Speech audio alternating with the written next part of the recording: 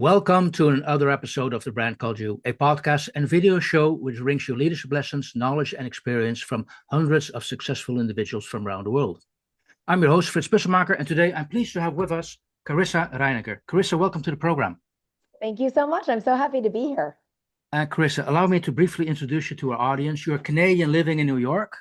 Yes. You started off your career as an account manager with a leading intellectual property firm, but after that, I would say it became exciting, and that was the reason to have you on this podcast, because you are the founder and CEO of Silver Lining, which you started in 2005. And let me share your mission statement: to change the global economy one small business at a time.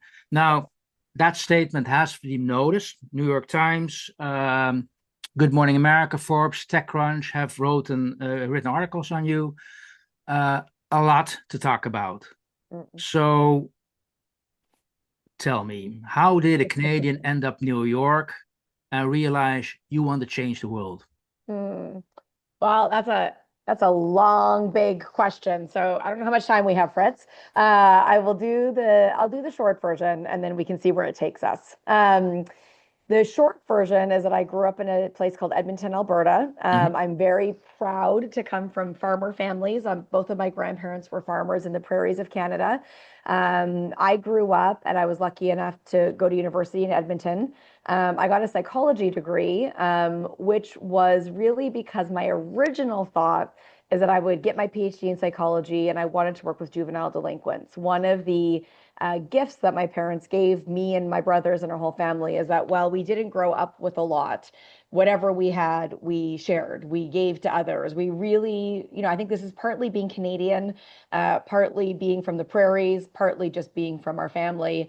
But our orientation was very focused on others, on what we can do with whatever we have. And maybe we don't have anything, we grew up with really not a lot, but whatever, we still could do so much. I mean, even with so little, we could do so much. And so I learned really beautifully and really young the joy of being part of something bigger, of being in a community, of giving what we have. And so when I went to university, my idea was to, professionalize that and do this work that I thought would be really impactful. And about a week into university, I was like, no, no, no, no. I am not an academic. I cannot be here for 12 years to figure out how to get my PhD. I need to go back to doing something. I'm a doer. I want to be in action. And so I decided that I would just get my bachelor's. I would just do four years of university. And if my grades didn't matter as much, if I didn't have to get perfect scores to go to grad school, if I could, get 80s or 90s instead of 100, then I could also work. I had more capacity to study less and work more. And so I started working a lot in university. I volunteered. I ended university with a pretty robust, basically, resume. Moved to Toronto because I wanted to prove myself to myself. Got a job in advertising, did that for only a year. And I had this sort of conundrum, I would say maybe, Hmm? which is that I really liked business, which was a surprise to me. I did not expect to like putting deals together and thinking about strategy, but I needed to do something that was more contributing than, selling ads or being an account manager. I needed to do something that, made more of an impact. And so because I was brand new to Toronto, when I moved there, I didn't know anyone. I started going to all these small business networking events as a way to make friends. And as I met all these small business owners, I came across the most inspiring, creative, committed, fascinating group of people, many of whom were immigrants, who were people of color, who were women, who were sort of disenfranchised with the way the world worked and were doing things on their own terms, which I admired. But they all struggled with how to grow their businesses. They all were trying to figure out how to find more customers and build more revenue. And that happened to be a skill that I was learning, I was good at, which I hadn't expected to be good at. And so when I was 22 years old in 2005, I like to pretend that I started my company when I was like 5 years old, but I was 22. Now we know how old I am. My idea was really naive, but it was really pure. It was, if I could go and I could take this skill of business development and sales and deal making, but I could do it for small businesses, that is something that would be really enjoyable, but it would also hopefully be more helpful in the world. And so I did that in Toronto for 5 years. That's why I started the company.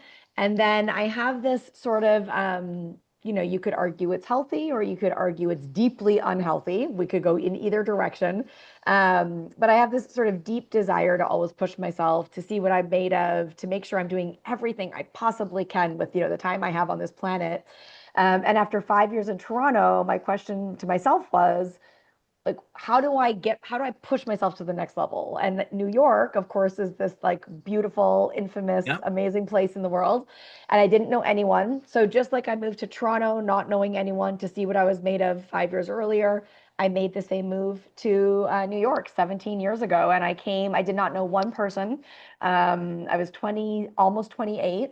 I had no money. I was a poor entrepreneur. And I sort of spent a little bit of time going between Toronto and New York, and then chose New York.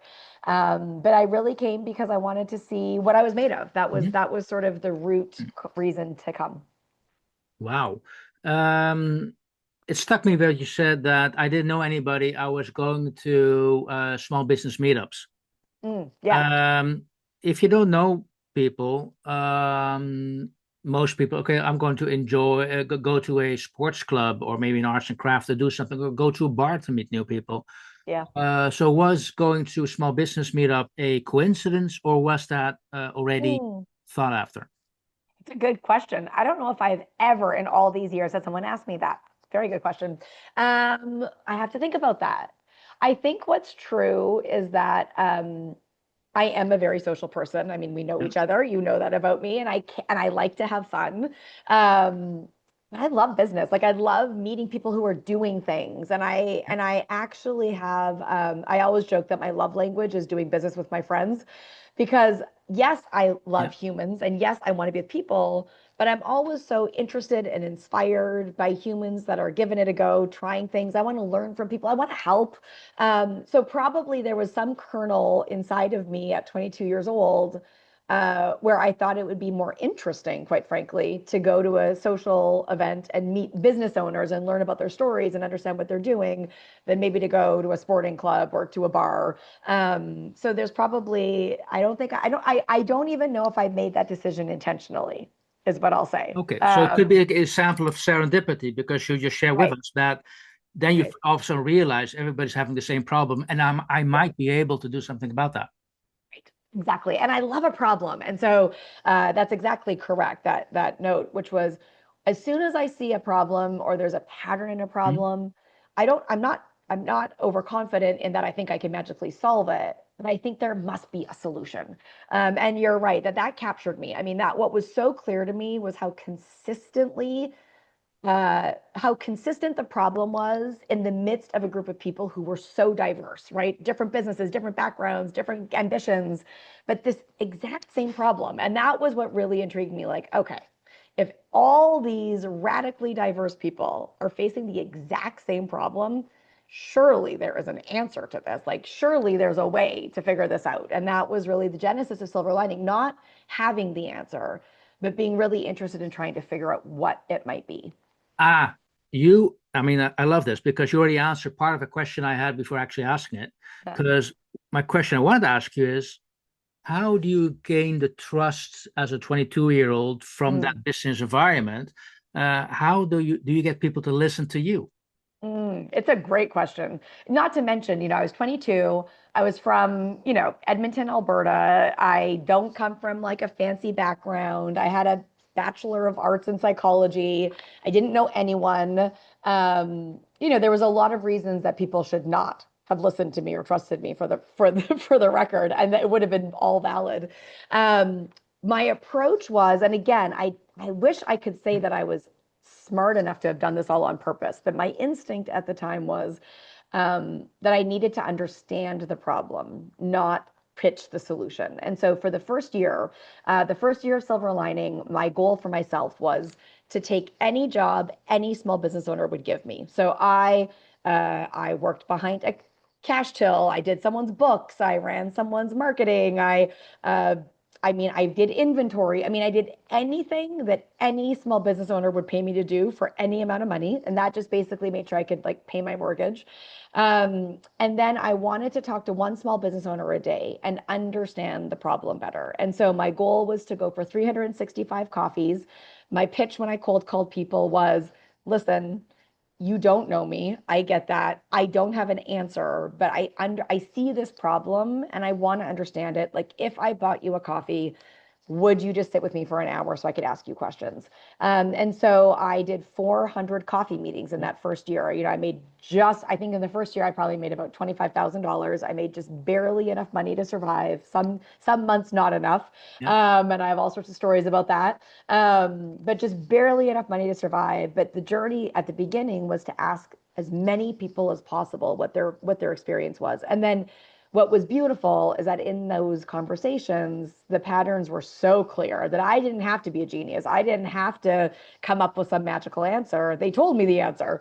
And then I went and designed it. But the whole genesis of Silver Lining and all of the work that we do is from those 400 small business owners. It was their experiences that gave me the insights that I needed to be able to build something to solve that problem.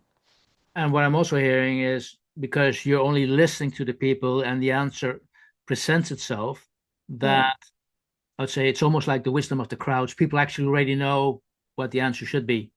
Somebody, I I agree. I am convinced that all the answers to all the problems that we have are out there.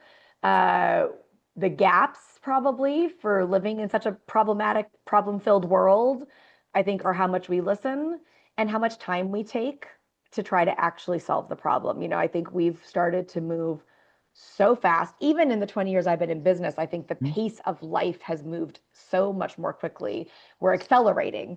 And not ironically, or not by coincidence, I think our problems are growing. And so, I need to, as I'm saying this out loud, I probably need to put this on repeat and listen to it myself. But the wisdom that that young version of myself had, again, without knowing it, was actually to just take a minute to listen as much as possible and have enough space built in for the solution to emerge. I got that. Mm. Um, Brings me to another question. Why Mm. the name Silver Lining? Because I tell you, it also has a dark connotation to it. Mm. Yeah. I mean, so first of all, I always say I'm an optimist and I'm a realist. I believe anything is possible. And I believe it's freaking hard to be a human. I mean, it both are true, right? And I think that, if we can hold both, then Yeah. we might be able to design real solutions. And so it is really hard to be a small business owner. It is really hard. There is clouds everywhere. It is true that there are challenges and systemic barriers and all sorts of reasons that small businesses fail every single day. And the phrase in every cloud there is a silver lining, and there's a silver lining. We can design solutions that solve a lot of those issues. There are people out there trying to solve the systemic barriers and injustices. We can collaborate as humans and come together and buy from each other and create a different economy. Like there is a silver lining, and it's not, I never want to be so naive that they're not clouds, because I think Yeah. to design real solutions and to do Yeah. real work, we've Yeah. got to just live in the truth of the fact that there's challenges. It's hard. And the thing that 20 years into all of this, the thing that I admire so much about the community of businesses that we work with globally is they're so tough. I mean, it is really hard to do what they do. Really are clouds everywhere. And that's part of their journey. That's part of why they're so incredible. So, Okay. Now, what would your advice be? Would that be take the bumpy road because that's when you learn your real lessons, or hmm. allow me to avoid the bumpy road and I'll give you a shortcut to success? Mm. Well, I think there's no shortcut to success. If you find it, let me Yeah. know. Um, I think maybe this is me being weary and cynical. Maybe this is just my point of view and it's not right. My experience, I would say, is that uh, success doesn't come without a bit of a bumpy road, and so it's part of the deal, I think. Yeah. And I would say, and this sounds Pollyanna, but I have made every single mistake humanly possible in the last 20 years. Like, I mean, if there was a guidebook on everything not to do, I have done all of those things. I mean, I've made shocking, shocking, shocking mistakes as an entrepreneur. And I wish I didn't have to go through that, but I definitely learned the most important lessons through those challenges.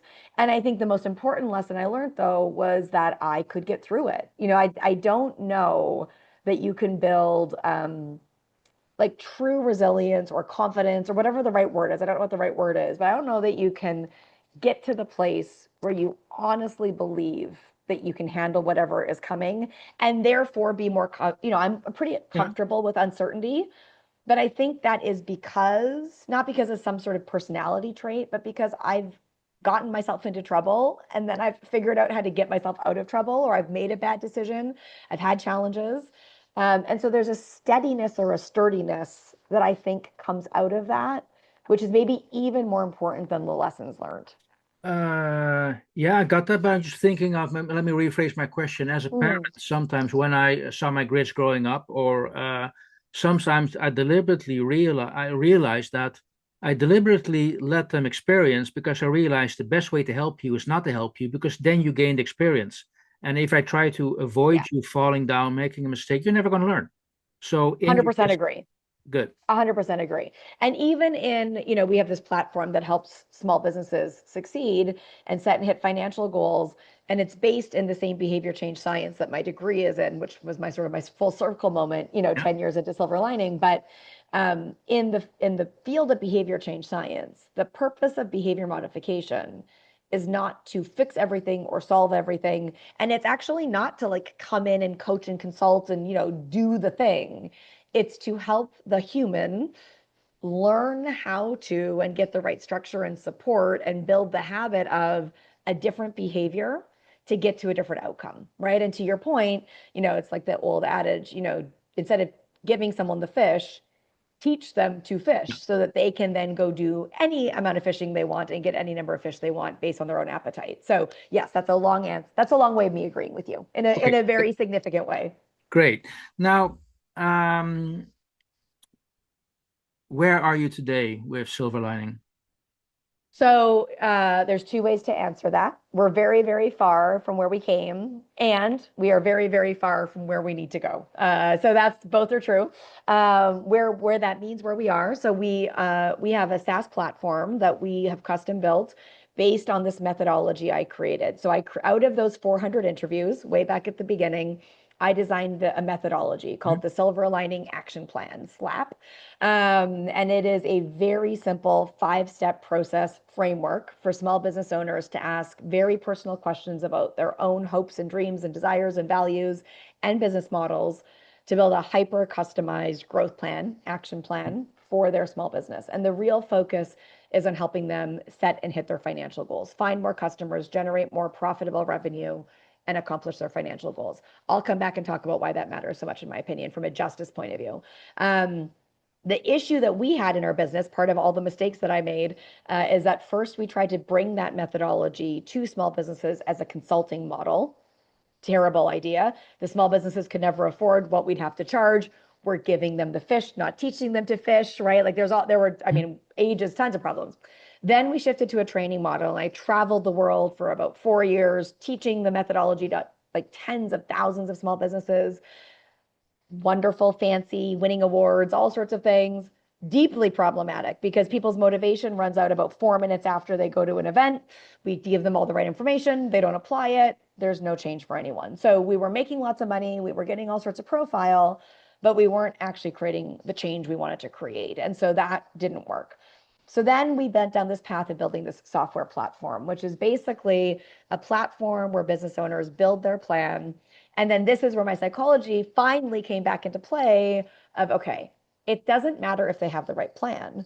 It matters if they action that action plan, And so, what is the lessons and the learnings from behavior change science that we can basically build into a tech-enabled and a data-driven but deeply human support structure that we wrap around every single small business? And so that's the core business now. We've spent well over $15 million on the software over the years. It's finally good. I always say it took us so many years, but it's finally good. And we've got small businesses in 80 countries around the world Oh, that use it. It's in English and Spanish. It'll be in Arabic right away, and then other languages very soon after. We've got businesses in every industry you could imagine, every background you could imagine. It's a gorgeously, beautifully diverse community of small business owners. And we're on this collective mission, to really change the global economy one small business at a time. Wow.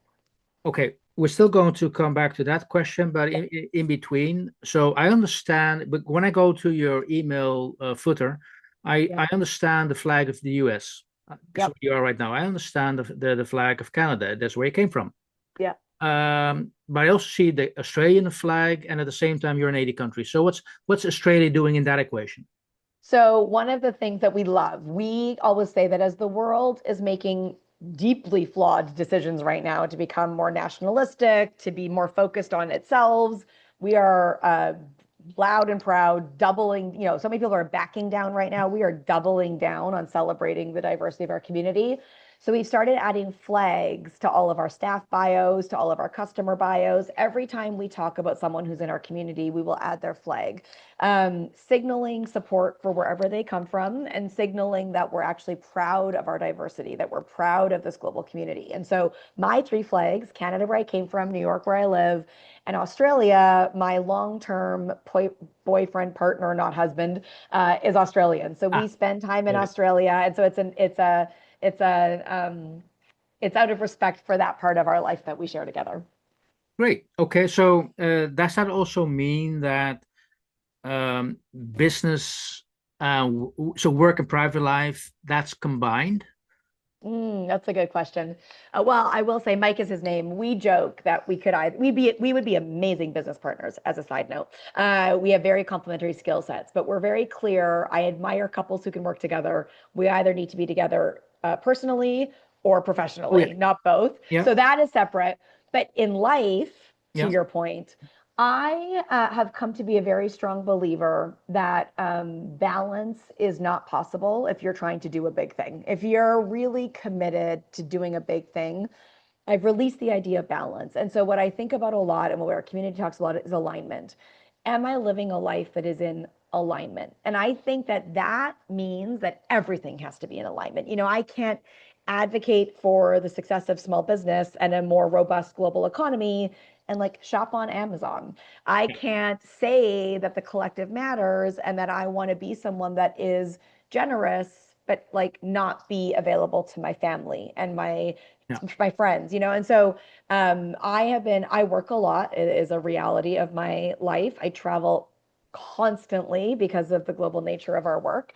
Um, and so I do think that I am not good at it all of the time. I have no balance. So if my pursuit is work-life balance, I have none. I've failed that mission. Um, I think I'm deeply aligned, but I think that I make the mistake often of over-indexing on work and under-indexing on personal. And so I think that'll be my lifelong journey to try to make sure that as I'm in a values alignment reality, but I over-index. And so that's always the question is how do I make sure I'm honoring all the parts of my life? Uh, yeah, my take would be if it's already aligned, then maybe it's not as bad as you think it is. If the alignment means you spend more time on work, but if that makes you happy, who cares? Well, I will say I actually Yeah, agree with you. yeah, I will say that who cares are like the 47 people a week who send me a true. text message Yeah, saying, "I why don't you call me back?" true. So Okay, yeah, that that's my big. If I could solve that, Fritz, if you could help me solve that, I don't know what the solution is, but that's what I need to solve. well, as long as you don't automate that solution, I think that then you're good because I you agree could with do that. that. Now, I agree with that. and I realize I got so many questions for you, but there's a couple of questions on you personally. What's your take? But one question, Mm. is it the ambition? Do you see it as an ambition for a small business to eventually become a large business Mm. or keep on being a small business? Great question.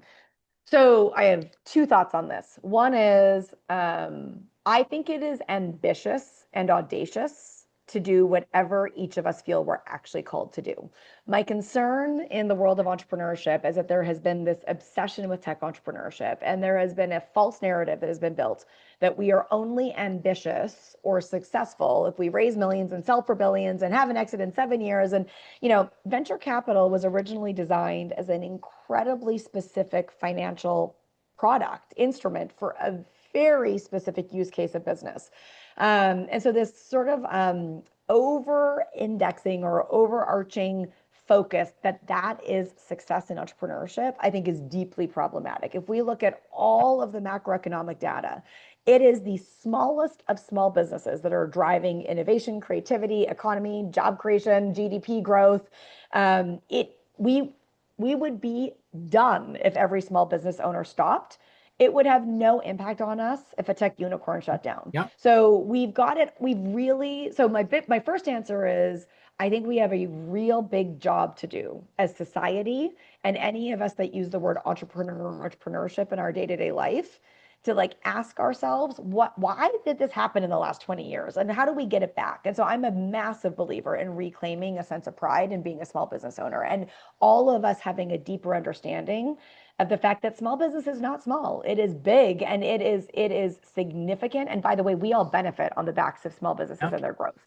So that's the first thing.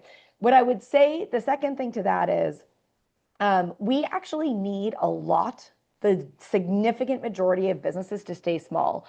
It is actually small businesses that play critical roles in society that big businesses or scaled businesses do not. And so there is an economic reality that is very pro staying small.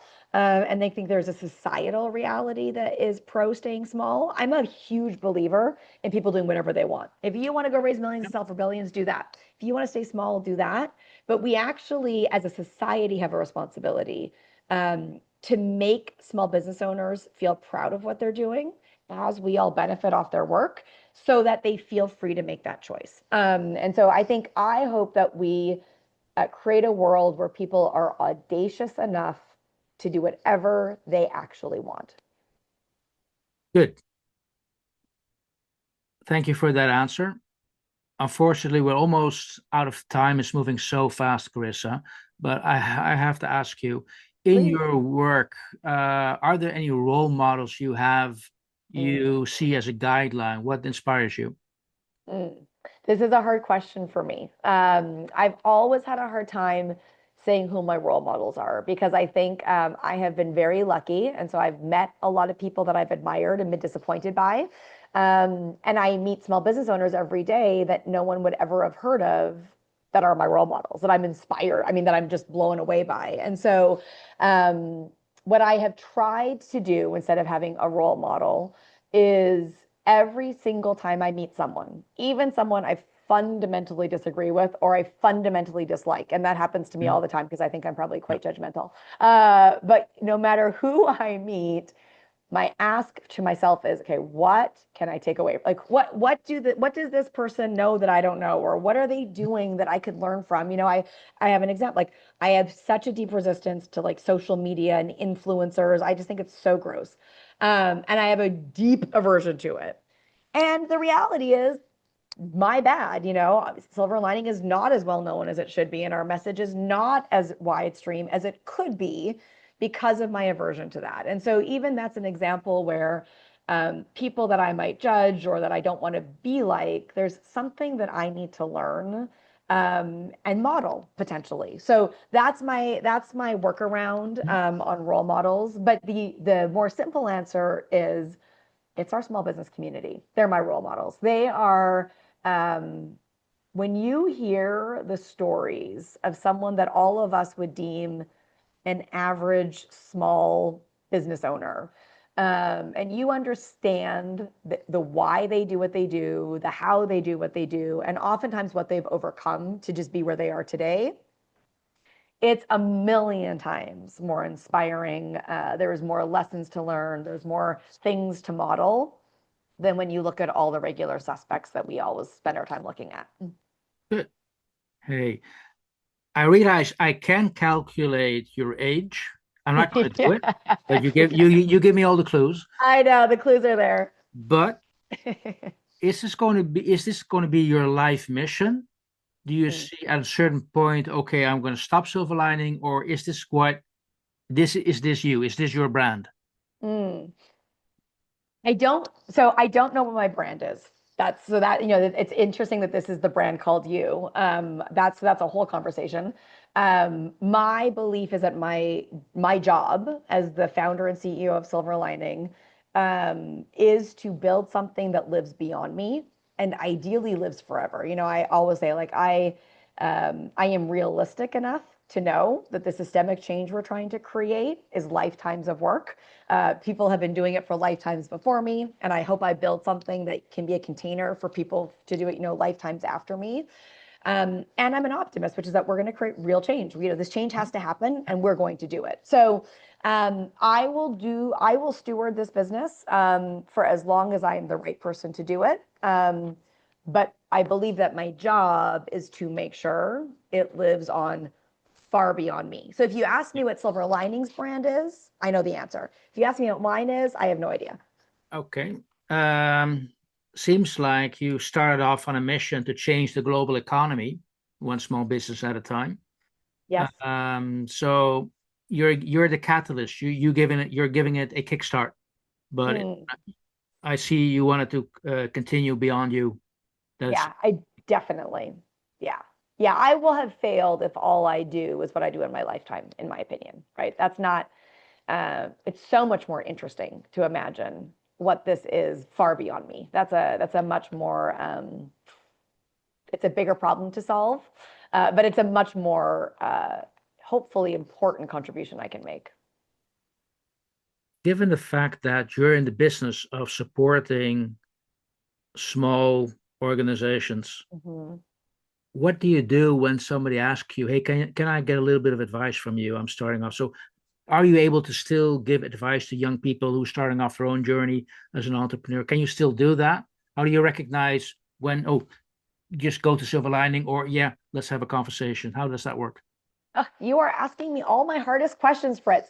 My greatest sadness is how full my schedule is because all I want to do is all of those calls for anyone that ever asks me all of the time. I have been very lucky with tons of friends and supporters and people who have rallied around me, and everyone deserves that. So the short answer is yes. Anyone can email me. My email address is public. I read my own email. It would be my joy to do that. There are some instances, and I always try to say this, where like my team is actually genuinely better suited to solve the specific question or the specific problem someone has. And so if that is true, then I will make a recommendation. They talk to my team. If that's not true, I will do everything in my power to talk to anyone. But yes, I think one of my friends, Dave, talks about this idea of generous collaboration. I think what got us into this mess we're in is not capitalism, it's not business, it's greed, it's being selfish, it's looking at yourself all the time. And I think part of the antidote, one part, there's a lot more we have to do, but is to be generous collaborators, to say, this is what I have, which is whether it's experience or a tool or whatever I've got, and to try to make sure as many people can access it as possible. Well, Carissa, thank you so much for being on the brand called you, and hopefully you've shared so much of your insights that people not necessarily need to call you first watch this, and because you've shared so much lessons, very valuable information. So again, Carissa, thank you so much for being on the brand called you. Thank you for having me. It's a pleasure. I'm grateful. Thank you for listening to the Brand Called You videocast and podcast, a platform that brings you knowledge, experience, and wisdom of hundreds of successful individuals from around the world. Do visit our website www.tbcy.in to watch and listen to the stories of many more individuals. You can also follow us on YouTube, Facebook, Instagram, and Twitter. Just search for the brand called you.